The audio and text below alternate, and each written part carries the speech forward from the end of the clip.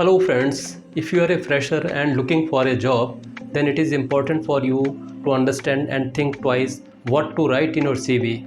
So today I am going to tell you what to write in your CV if you are a fresher.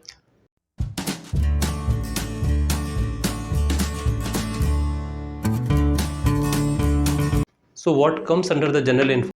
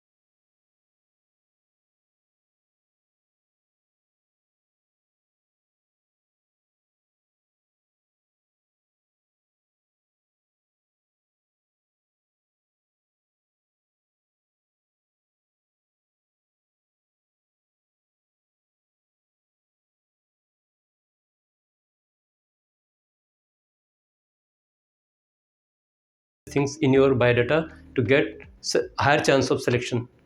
So keep these things in your mind when you are drafting your CV and make your chance higher to get selected in the jobs. Thank you very much for your time. Bye bye.